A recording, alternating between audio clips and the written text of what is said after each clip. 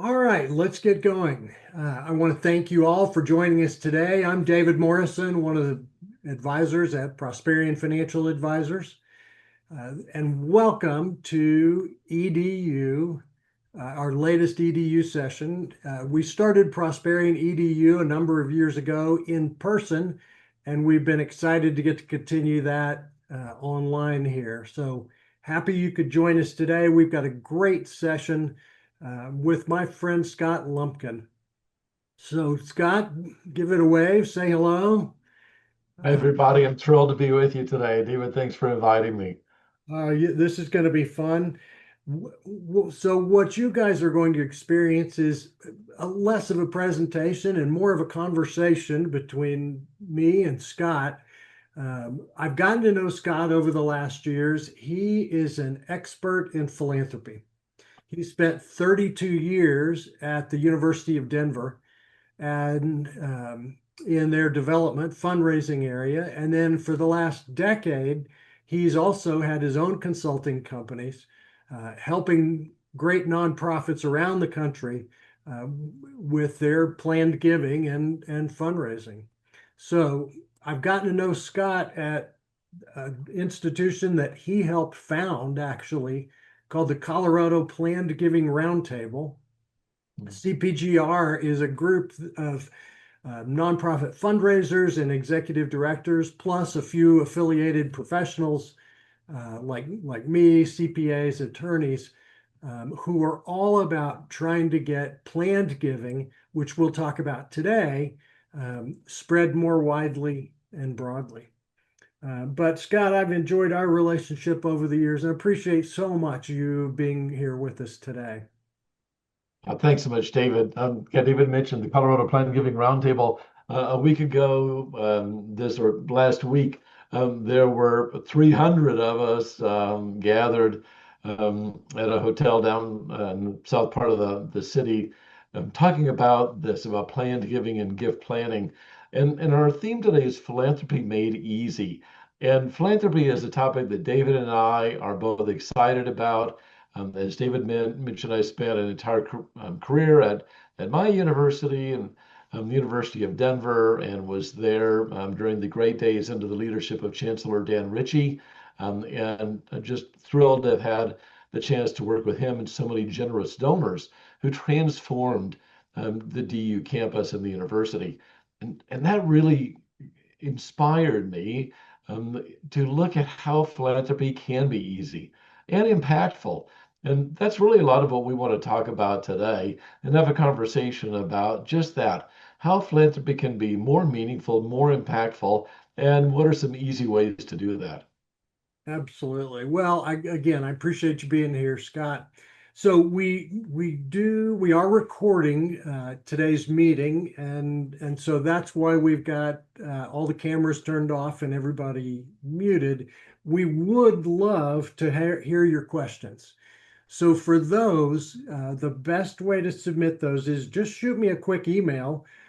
I have three screens in front of me, and if I don't get entirely overwhelmed, I'll be taking your questions by email. And Scott is a guy who has the answers, so I feel free to do that. We're going to probably hold those questions until the end, but I wanted to get my email out there. Just Yeah, shoot me a quick email with your questions to be answered today. please do. That would be great. And David, if we see you looking at one screen off to the side, I'll just keep talking That until that sounds I good. can join us. Sounds good. David, the we talked about planned giving and gift planning. That's a term that people sometimes aren't familiar with. Is what is a planned gift? When you work with clients there and you talk about this area, if they ask you what is a planned gift, what do you say? Well, I thought I was going to interview you, Scott, but that's all right. We do so much of our giving just by writing a check or Yeah. clicking online or sending a PayPal or using some of the more up to date methods. But so that's typically you wouldn't consider that as a No. as a planned gift. No, you How wouldn't. would And you? so for me, I mean, I'm spent, like you said, 30 years at DU, really focused on plan giving and gift planning. The terms are synonymous. I really prefer gift planning because it's a little bit more active, but it basically refers to the process of considering and planning a charitable gift in light of what an individual owns and in light of the various strategies that there are for making a gift. Thankfully, today there are many, many ways to make a gift, not just writing out a check or making a gift by credit card. And there are many different assets that can be used to make charitable gifts. That combination of all of those variables and purposes, that really is what planned giving is all about. And the purpose, the objective, is to come out with a more meaningful, more impactful, a more tax efficient way of making a charitable gift. Well, and so in our business, we talk about asset allocation all the time. Of Basically, course. the decision, what do I invest in? Cash or bonds or stocks or funds or real estate or whatever. This is just a depiction on the screen of many people's asset allocation. And typically, cash is one of the smaller parts of that. And you've supplied me with this great chart that shows a bit more complicated view of it, but Right. And I think it's important. I mean, if you go back to that previous slide for a second, just a second, David, when for all of us, when you start off in philanthropy, we all think in terms of giving from cash, which is basically, what's left over at the end of the month after paying bills or, whatever. But that's right. David pointed out that cash represents only a tiny portion, and especially as people go through their lives and grow their net worth, cash becomes a smaller and smaller percent. And for that reason, planned giving or gift planning is all about helping us look at the different ways that we can use our full spectrum of assets in maximizing our impact on organizations we love. Now, the next slide is more nuanced. This is a slide actually that came from a study from the Federal Reserve back from not quite 10 years ago. And I love it because it shows much more detail. It shows how net worth is broken down and divided by various levels of wealth. So you can see going down the left-hand side, this is how someone holds wealth if they have between 10,000 and 100,000 of net worth. So on, going up 100,000 to a million to 10 million, and so on. And yeah, I kind of like to look at kind of right in the middle there, that 1 million, $10 million band. And you look at what happens between 1 million and 10 million.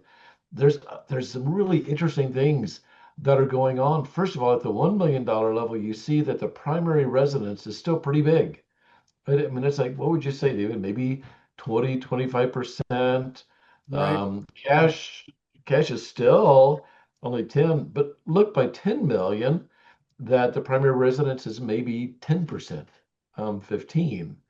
Um, Look back at the $1 million category, that yellow band, that's qualified retirement plans. A solid 20%, I would guess. When you say qualified plans, what do you mean there? So I mean retirement plans, 401ks, 403bs, IRAs, certainly can also include both kinds of IRAs, both regular IRAs as well as Roth IRAs. The point of the diagram as we look at this is just to help us see and understand, okay, this is how people hold wealth at different levels of net worth. And as we understand that, and especially working with an advisor like David, then you can say, well, if we're only looking at making a gift from cash, we're missing out on a huge portion of our philanthropic potential. If we really want to use our full potential, we need to look at giving assets. So Scott, here's some other things that we can give. Why don't we focus first just on what we term appreciated assets? Yeah, and What's the and that opportunity there? we always start with appreciated investments, stocks, bonds, investment funds, mutual funds, index funds. When I started in gift planning, this was always kind of the beginning starting point. And as I would talk with donors to the university, this really would be the first place I would start. And the conversation would go something like, "Hey, I know you want to make a significant gift. Have you ever thought about giving appreciated securities instead of cash?" And I'd always get a question of, well, why? What difference would that make? And the answer is pretty simple. That if you give appreciated securities that you've held for more than a year, they've gone up in value, that you can give those securities, get a full fair market value charitable deduction, and you avoid the capital gains that you would have incurred if you had sold them. So, simple example, let's say that you're thinking about giving $10,000 to your favorite charity, and you've got 10,000 in cash or $10,000 of stock, Apple. For instance, that you've held for a while, it's gone wildly up. If you were to sell it, you'd have a big capital gain tax. And so instead of giving the cash, you give the Apple stock. Great. So you get a $10,000 charitable deduction. You avoid the capital gain tax on it. So you get a double benefit. The charity can sell the shares free of capital gain tax. And so the full impact, you're having that $10,000 impact for an asset that only cost you a fraction of that. Now, I've still had people who say, "Well, Scott, I love my Apple stock. I don't want to give any of it away." No problem, I say. Take the $10,000 of cash and just go buy new shares of Apple. And that way you have stepped up, you have a new cost basis in that Apple stock just in case it goes down. So that's a simple one, David. I think, don't you think that is probably kind of the number one go-to spot just to start with? It is, and this is something, Scott, that many of our clients have done for quite a long time. Every year, we help facilitate the transfer of that Apple stock or a mutual fund or an exchange traded fund, whatever you own, at an appreciated value in your account with us, can typically be transferred directly Right. to the charity, to the nonprofit. So the And way that's the key, right? That it's transferred directly.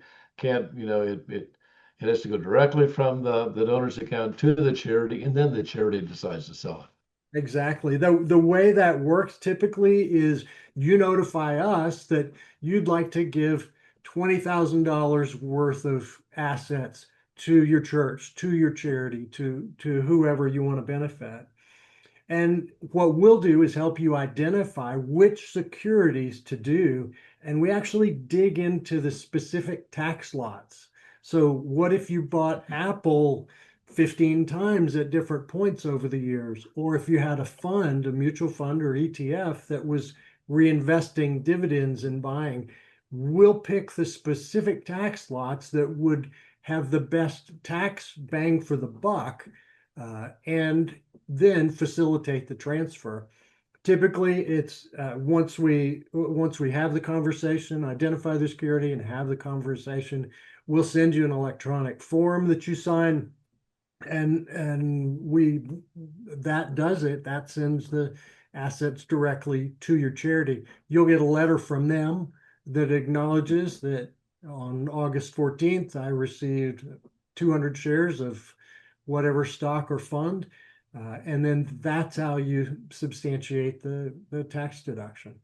So But David, I love what you described of the process, and uh, that's really optimizing charitable giving for your clients because the fact that you all help identify the best assets to give, and based it may be specific tax lots, but that you're also looking at your clients' overall portfolios and their portfolio allocation because you might have a stock that's just gone crazy in one particular sector and you want to kind of pull it back in to kind of rebalance a little bit.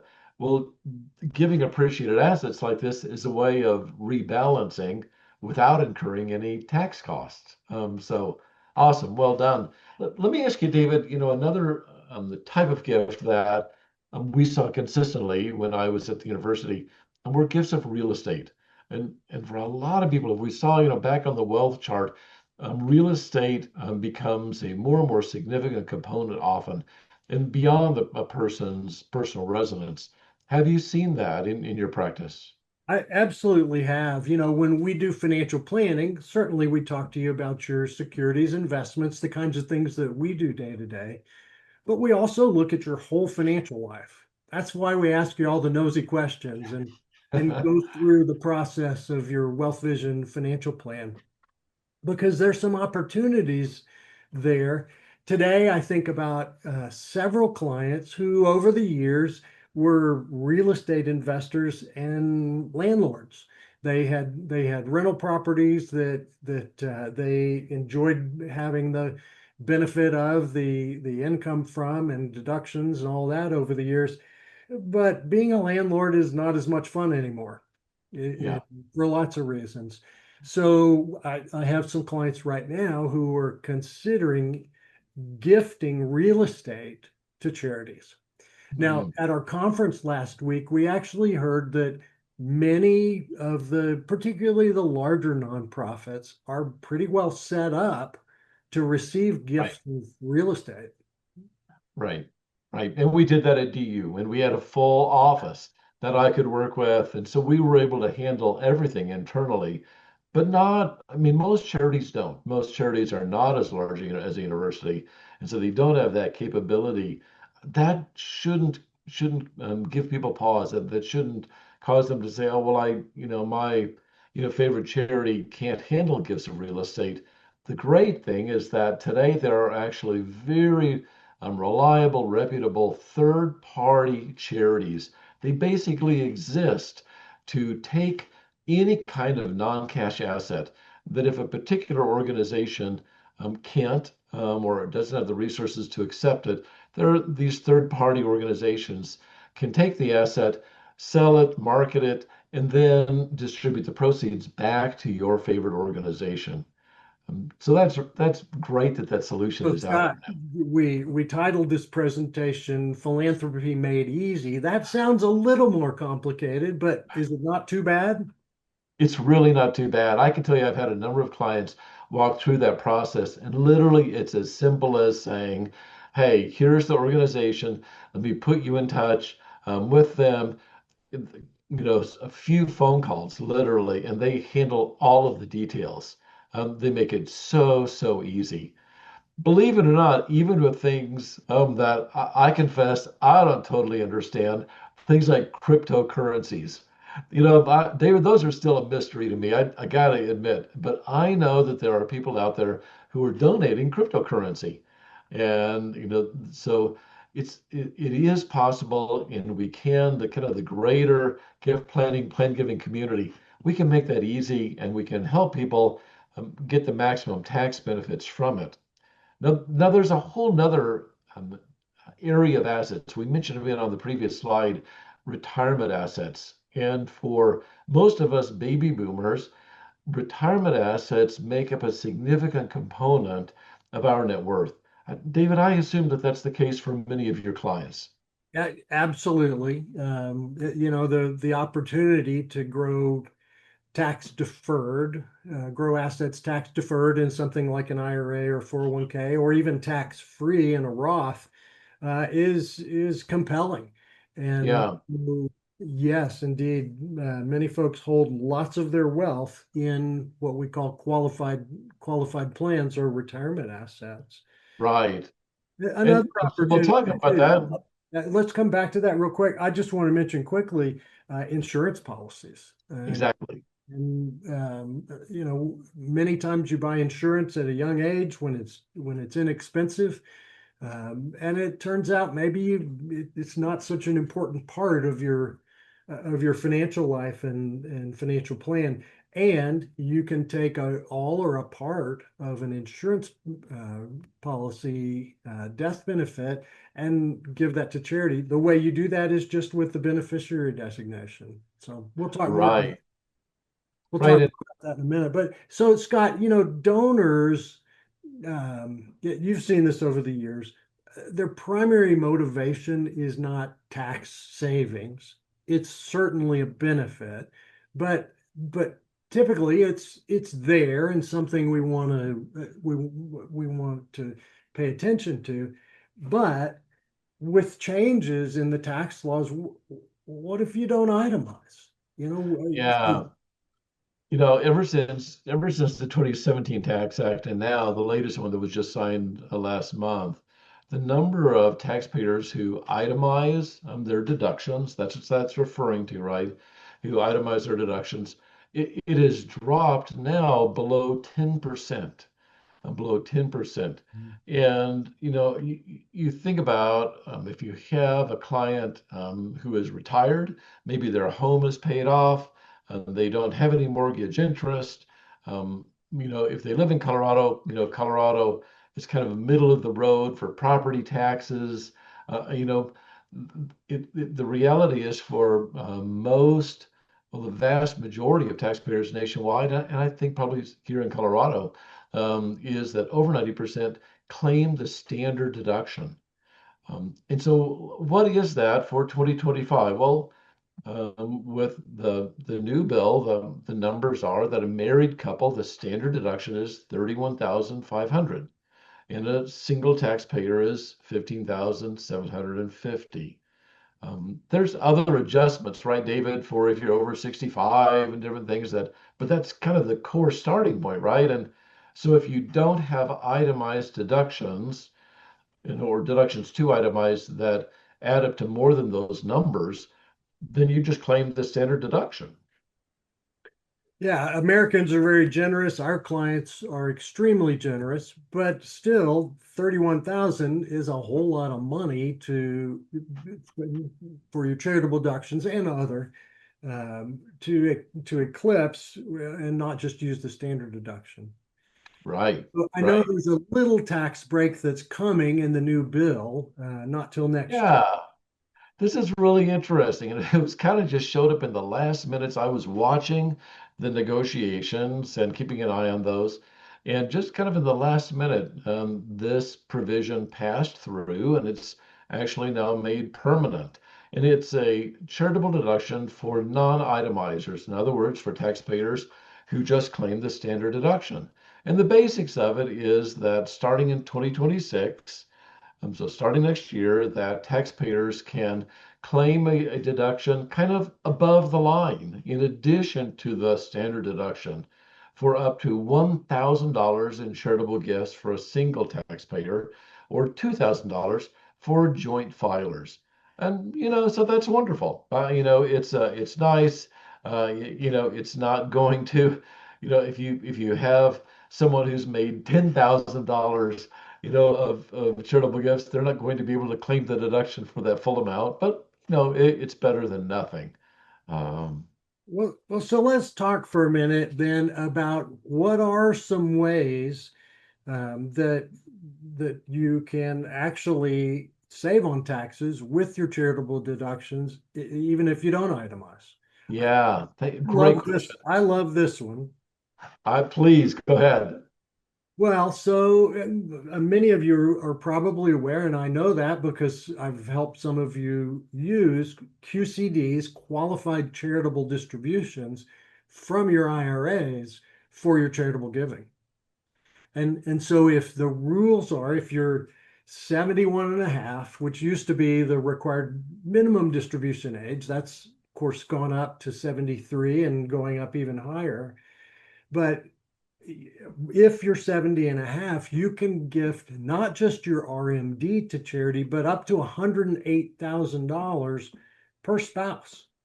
So 108 if you're single, 108 times two each one, from your own IRAs if you're married, but it counts towards your RMD requirement, and it's a phenomenal way to gift, like we say, directly from your IRA to a charity.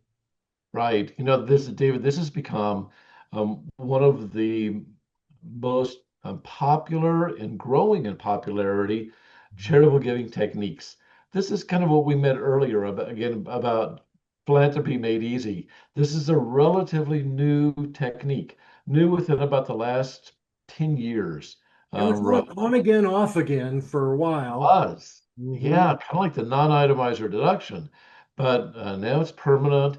The $108,000 is actually indexed for inflation, so it goes up every year. I love these, and thousands upon thousands of again, all of us baby boomers are loving these as well. And I think it really speaks just culturally. You think all of our working lives, it was drilled into our heads, maximize maximize your qualified retirement plan, and you get there, and for some people, they end up with more in their IRA than they ever imagined. They've got good advisors like David, and it's grown with the market, and they end up having, again, literally more in their retirement plan than they expected, and in some cases, maybe even more than they need.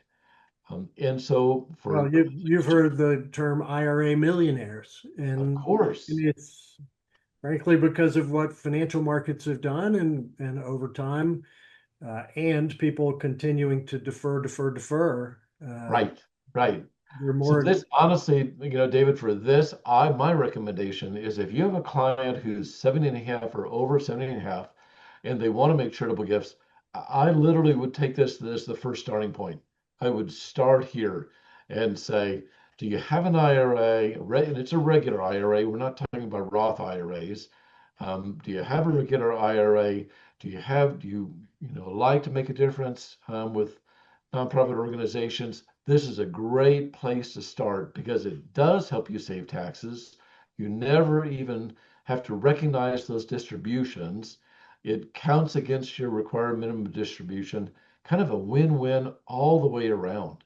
Yeah, and particularly I have many donors who are charitable throughout their lifetimes, but once they reach 70 and a half, it's time to be charitable in a bit of a different way. It's time to use these assets to fund those charitable commitments that you've made. So But there are. David, you're reading my own financial plan there. It's I'm not that far away from 70 and a half, and my wife and I love to be generous. In our plan is once we get there, once I get there, that we're going to flip our philanthropy and drive it largely from QCDs. But we're not there yet. We're actually though using some techniques I know that we want to shift to and talk about another technique that's pretty popular. Well, before we get there, I do want to just say for our clients, the way we do this logistically, if they're just a few donations that you want to make from your IRA, let us know about that. And this is actually one where we typically raise the cash for it, but we cut the check for you. So Got it. together we'll gather information about the nonprofit, um, make sure we have that all correct, but the check needs to come from your IRA. Right, right. It has to come directly from the IRA to the charity because if it gets distributed to your client first, then they have to recognize and claim that as taxable income. Right. If we do the typical thing where we put the money in your bank by electronic transfer and you write the check, you've already received it. Guess what? You get to pay tax on it. Yeah, If but if we write the check and send it directly to the charity on your behalf, then that's a QCD. The other way we've done it, and for our clients who have many charitable checks coming out of their IRA, is we'll just issue you a checkbook right on your IRA. And so it accomplishes the same thing. You never hold that money in your hand. It doesn't go to your bank account. It goes straight from the IRA, but you write the check. So yeah. just That's a a cool technique. convenient. David, I know there's another strategy we've talked about that kind of takes the best of both worlds of either claiming the standard deduction or itemizing. Talk to us about that. Well, I think you're talking about the bunching. Uh, Right. Yeah, after, used to be when itemized deductions were considerably, or pardon me, when the standard deduction was considerably less, you could make your charitable contributions year by year. We illustrate that here. This is pre the 2017 Mm, Tax and Jobs Act. And you could just itemize and take your deductions as we go. right. Since then, and particularly after the current tax bill that just passed, the bunching strategy is a great way to do your charitable giving and make sure it's deductible. Right. So the idea is you basically take multiple years of giving and kind of bunch that or accelerate it up into 1 year, enough that you can then itemize your deductions instead of taking merely the standard deduction. As David points out on the slide, kind of down to the bottom, it's especially useful in high income years when you need a bigger itemized deduction to help offset taxes. So the idea again is that you push or aggregate multiple years of giving into 1 year. And then so in that year you itemize your deductions, but then the other years you just claim the standard deduction. And then a couple years later, you repeat it the same thing over and over again. So like we show in year 4, you back would give a bigger gift and then claim the standard deduction in the off years. And we have a lot of clients who do this using their donor advised funds. So Right. let's get into donor advised funds. Yeah. And this is what we do, David. This is what my wife and I do. It's exactly our strategy. So, Scott, before we jump into this, I'll remind you, I've had a few questions come in through email. Oh, David, good. yeah, david.morrison@lpl.com. If you have a question about these things or anything else regarding charitable planning, go ahead and send that. So, Yeah, Scott, please do. yeah, talk to us about donor Yeah. advised fund. Donor advice funds are just a wonderful, amazing tool. Like IRA QCDs, they've become extremely popular because, in some ways, because of the higher standard deduction and people using the bunching strategy that we just talked about on the last slide. Basically, a donor advised fund is a special charitable account that's managed by a charity, by a charitable organization. Donor advised funds originally started with community foundations. And many of donor advised funds today are managed by community foundations.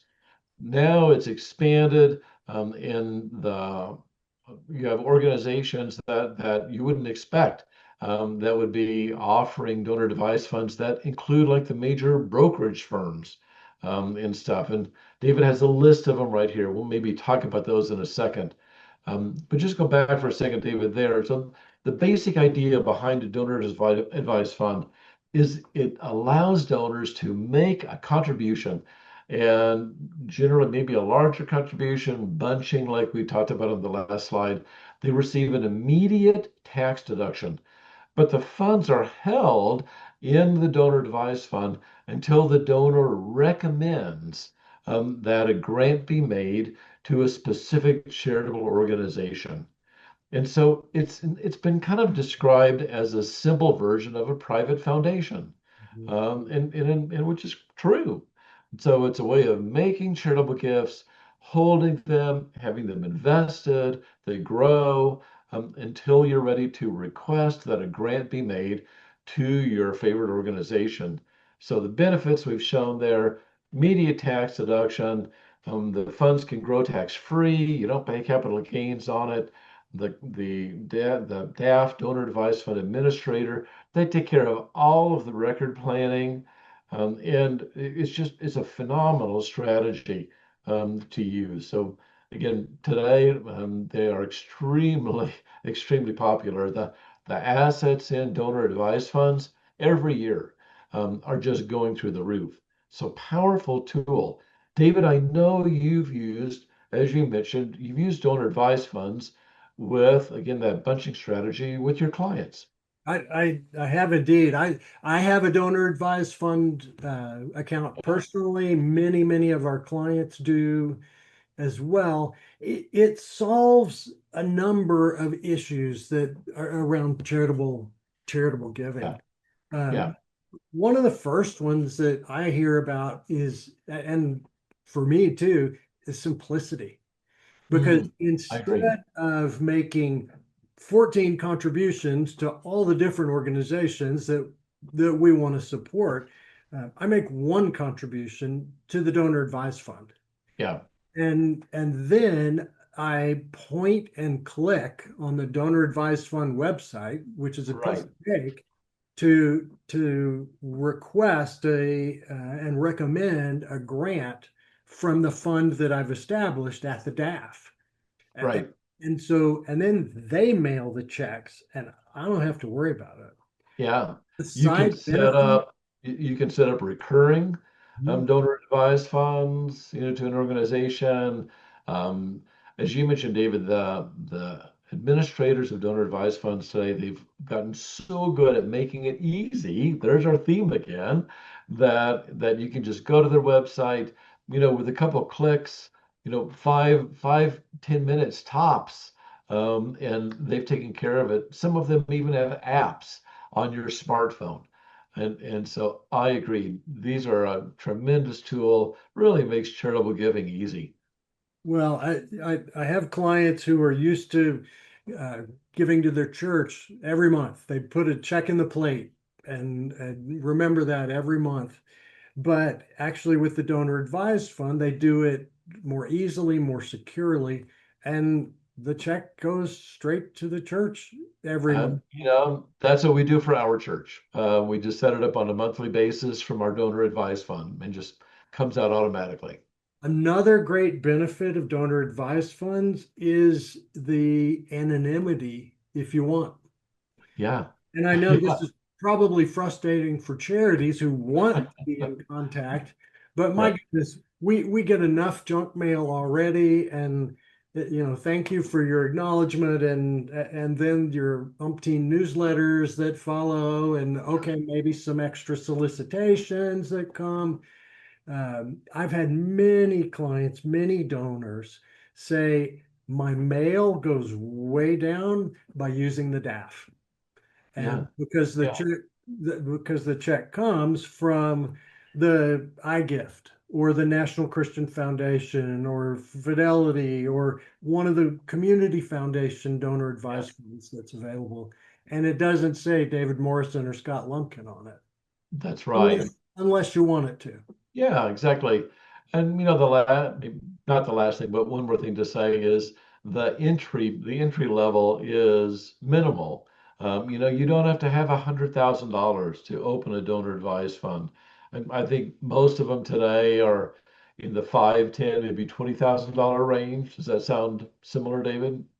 Absolutely. So actually, Scott, I said I'd hold the questions to the end. I'm not going to do that because I've got one just on point here. Perfect. Um, yeah, so Ed asked, what level of giving does a donor advised fund make sense such that the tax benefits offset the administrative fees? Which is a good, Yeah, yeah, that's a great question.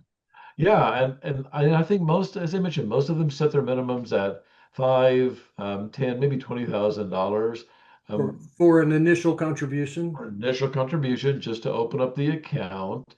And again, it's also worth, and I appreciate the question referenced the fees or the expenses. Most of the donor advised funds I know that I've had experience with and that David references, they have pretty minimal fees. And I think especially places like the iGift fund, David, I'm guessing they have lower fees. It is worth comparing. And I encourage you, if you're looking at setting up a donor advised fund, because different providers, different administrators have different fees, different fee levels, and so you can really lower and minimize your administrative expenses, and when you do that, to me, I really think something in the $10 to $20,000 range That's really where it makes it worth opening up an account. And whether that's going to last you for 5 years of giving or 1 year of giving, it kind of doesn't matter. But it's just getting into the donor advised fund mix that gives you those benefits. While we're on donor advised funds, at what level, I mean, would you, donor advised funds are kind of like having your own little personal private foundation. Right. So at what point do you say, a donor advised fund is great for lower amounts, but I'm going to give X dollars and I want to do my own private foundation? Where do Uh, you that typically? is a great question, David. My answer is different today than it would have been 10 years ago. Because donor advised funds, they simply were not as available, accessible, as easy to set up as they were then. Probably 10 years ago, I might have said 5 million, for kind of on the lowest end. And today, I think my leaning would be probably 10 million or more. I know, for instance, of To do a private private foundation. foundation, yeah, the below 10 million, I would stick with the donor advised fund. And I know many of the providers on the list that you had on the other slide, David, I know they routinely have folks with multi-million dollar donor advised fund accounts. I have actually a colleague who works for one of these providers, and her job is specifically to work with donor advised fund clients, that have balances in their DAF of $3+ million. Mhm. Uh, so I think it's just so much easier today. There really is very little reason to go with a private foundation. It's important to remember that private foundations are subject to restrictions that donor advised funds are not. For instance, a private foundation must distribute at least 5% of its market value every year. And it has greater reporting requirements. It's more expensive in terms of the fees that it takes. Donor advised funds don't have any of that. There are no minimum distribution requirements out there. And so, for a whole bunch of reasons, that would kind of be my number. David, how about yours? What do you advise your clients? Yeah, I would say certainly 10. It used to be private foundations. You might want to do for a bit less than that, but you're right. I think today with modern donor advised funds, the they just make it so Yeah, easy to do. And interestingly, you can name your donor advised fund just about anything you want to.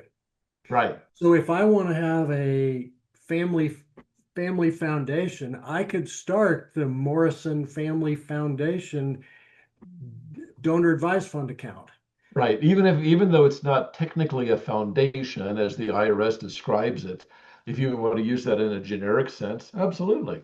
You can, yeah, you can absolutely call it that. So, Yeah, um, that's a great question, David. I I have not looked recently to see what the numbers of private foundations are, but I have to believe that they've held steady or maybe even decreased. Certainly that the number of new private foundations is nowhere near what it used to be on an annual basis, say 10 years ago. I actually was with some of the folks at NCF, the National Christian Foundation, this week, um, and heard a statistic. They have donor advised funds accounts in the hundreds of millions of dollars. And Why not? yeah, well, they lean on NCF to do all the hard work instead of creating their own entity that they have to be responsible for. Exactly. Exactly. Yeah, Yeah, that's right. yeah. That's right. Great And questions. This is a wonderful tool. Now, in addition to these opportunities, there are some pretty simple, pretty easy to stick with our theme, legacy gift opportunities. right. And let's just kind of just step back big picture for a second. We've largely been talking about giving opportunities that have an impact today. But it's equally true and important to think about ways that we can give in the future. So we can give during our lifetimes and we can give after our lifetimes. And I can tell you that in my career, I've seen many very, very significant legacy gifts made. And on an annual basis, there's a study that comes out that David and I watch called Giving USA, and every year they report on the amount of legacy giving that occurs in the United States, and oftentimes it runs about 10% of all of the gifts made in the United States during the prior year. So yeah, I would love to talk about this for a few minutes, David, because for most of us, for most of us, we're able to make a much larger gift through our estates than we can during lifetime, right? We need the assets to live on, to generate retirement income, whatever that is. Legacy gifts, they enable us to have a much greater impact, maybe to establish a permanent or an ongoing personal legacy to an organization we care about. Probably the most common and the starting point that most people think about is a specific or percentage bequest in someone's will or revocable trust. Right, David, I'm sure your normal process incorporates that as an option. You probably ask your clients, do they have charities that are important to them? Have they thought about including them in their estate plans, right? Oh, we do indeed. And as we make sure our clients' estate plans are up to date, up to speed, and that the clients really understand what would happen if they weren't around. This is an important thing because your generosity doesn't need to end when you do. Right, It can right. it can continue on. After you're gone. And a very common way, an easy way to do that is a bequest in your will or trust. Now that typically requires that you get your attorney involved, and True. which is not a big deal. We are so grateful for our great planning community and the attorneys that help. Absolutely. But Scott, there's some ways to do this without having to call the attorney. Yeah, not only that, but that there are ways that actually have additional tax benefits. Let me explain. Let's say that someone has an IRA, and when they pass away, let's say they have taxable assets, their home, investment accounts, and they have an IRA or qualified retirement plan account, 403b, 401k, and let's say they've got $250,000 left in that IRA. Well, if they leave that IRA to their kids will have to pay income tax on those assets, that entire $250,000, because it hasn't been taxed already, right? It was a pre-tax account. And so if they leave that to their kids, they have to pay tax on that full amount. Well, That's and you used to be able to stretch out the distribution, the kids, over their right. lifetime. And now Now, it's a maximum of 10 years. no. Yeah, but instead, if the donor said, well, instead I'm going to leave that to, my favorite charity or divide it between, these two or three favorite charities, it goes to those organizations, and because they are tax exempt entities, they don't pay any tax. There's no tax due. And so, from a planning standpoint, if you're thinking about, all right, I want to take care of my kids and grandkids, family over here, but I also have these organizations I want to take care of. The general rule of thumb is to leave those qualified retirement plan assets, leave those to charity, and then leave the non-qualified assets to family because they won't have to pay any income tax on them. Yeah, that's a great technique, something I've often recommended. You So know, David, I kind of zip by. I just have to say for a second, you mentioned beneficiary designations. They're so easy, right? They're so easy to do. You mentioned earlier, you don't have to involve an attorney. It's just filling out a new beneficiary designation form, correct? absolutely, it's a piece of cake. Every IRA that we hold for our clients lists beneficiaries, and Right. you can name charity as an additional beneficiary or the only beneficiary or as a backup contingent beneficiary Yeah. after a family member. So super easy to accomplish and a very tax efficient way to make a substantial, important, impactful gift. Right. I want to Maybe, mention just kind of real quickly this last opportunity that we put on the slide because not many people know about this, and it is a powerful tool for the right situation. And the idea is to deed a personal residence or farm to a charity, but retain the right to live in there for the rest of the donor's life, or donor and spouse lifetime. So that's why it's called a remainder interest. They're giving kind of a future interest to the organization. The great thing about it is that it's simple, it doesn't change anything. It lets you continue to live in the property, enjoy the property. You get a current charitable income tax deduction. It's a partial deduction because you're still retaining the right to enjoy the property. But for the right situation, it can be a really wonderful creative planning tool. David can tell you more about it, or if you have an organization that you're involved with, you can contact those folks and they could provide an illustration of how that can work for you. absolutely. Yeah, this is something I frequently see, particularly if the kids have plenty of assets or in a situation with no heirs like that. It is a way to give a wonderful gift, impactful gift. Right. I don't want to skip over beneficiary designations for life insurance or for other financial accounts. I Those agree.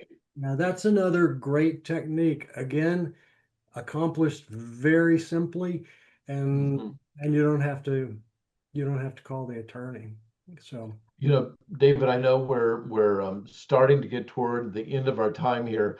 It's probably worth mentioning there's a whole nother area that we're really not touching on here, and it's what I like to call income producing gifts. There's actually a whole field of gift techniques where people can make charitable gifts to, in some cases, a special kind of trust, in other cases, directly to an organization and receive income, retirement income for life in exchange for that gift. That's a whole nother area. I know you've used that some with your clients. So, but I wanted to at least just mention that that's out there. Maybe that's worth a future episode of Prosperion EDU, or if nothing else, your clients can come ask you about it or talk to their favorite charity. certainly, yeah, the thing you may have heard of before on that is the charitable remainder trust, a CRUT or a CRAT, or some of those abbreviations that you might hear. But basically, a trust that you contribute assets to either during lifetime or at death that could provide an income stream to you or to your heirs for a period of time, with a remainder ultimately going to charity. And then there's the other one, the charitable lead trust that we see, where you contribute assets to a trust. The charity receives current income for typically a set period of years or for life, and then the corpus of the trust, what's left over, goes on to your heirs in the future. So Right.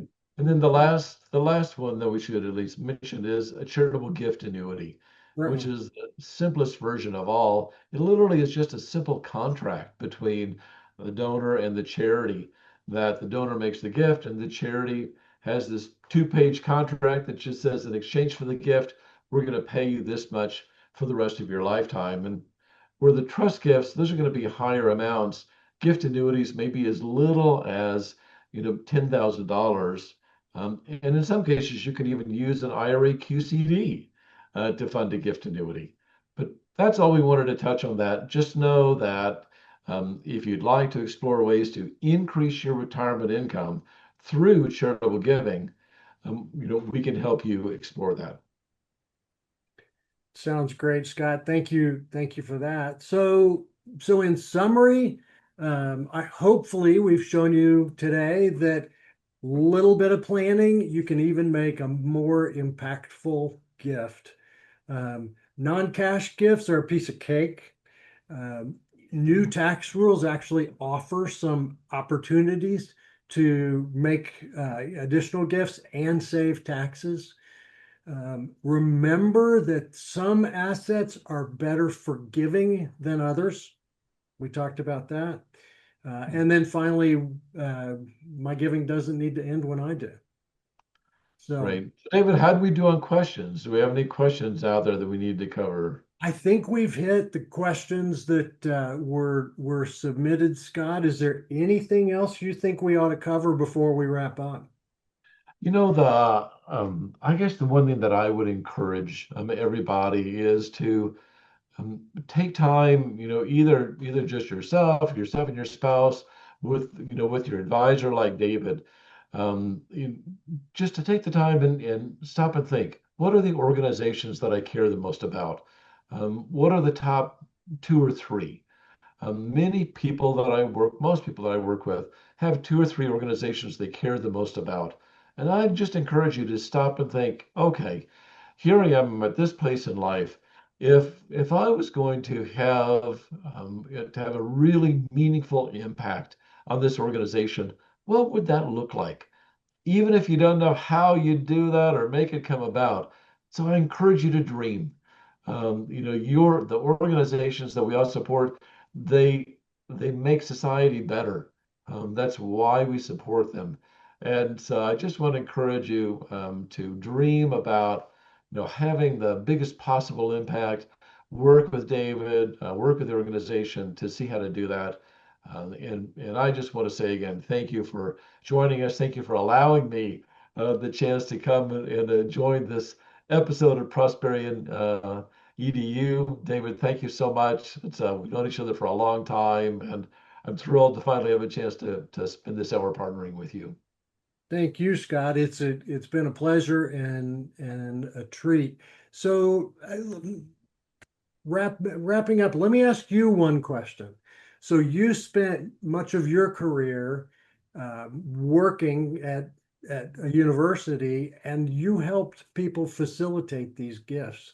If Right. somebody wants to give to their university or the zoo or the hospital or the church or other nonprofit, um, it seems maybe a little scary prospect to call a guy like you and say, "Hey, I may have I want to talk to you about giving." Does that just put a big old target on me if I do that? Not at all. Um, and I know almost every one of my counterparts in the city and the state. And I can tell you they are all uniformly, without exception, there to serve and respond. They respond to calls simply by saying, thank you for your call. Almost all of them have websites where they put information out there that it's easy to learn more on your own. But they would all love for you to call and say, hey, I'd like to learn more about this. I promise you, they won't come camp on your doorstep. They won't flood you with solicitations. They will simply say, thank you. Appreciate what you've done so far. And really, they will say, how can I help? What would you like to accomplish? And I'm here to help you do that. So I encourage you to do that. Great question, David. Often the kind of person you're looking for will have a title like Director of Gift Planning, Director of Planned Giving, maybe a Planned Giving Officer, Gift Planning Officer, that kind of thing. Uh, Advancement is one of those secret terms, but I know, universities are fond of that. My department was the Office of University Advancement. Sounds very intimidating. I know. I, ha Bottom line. having got to know many of you guys through CPGR, it's a wonderful group of people who are there to help. We're here to help too, as you have questions about your charitable planning. I'm thrilled to do that. Your other Prosperion advisors as well. We're happy to be a resource. Thank you a ton for joining us. Feel free. We will send out a link to this program if you missed any of it. Or if there's something that somebody you want to send it on to, feel free to do that. Again, Scott, I appreciate you for being here. Thank you all. Have a great afternoon. Thanks so much. Bye, everybody.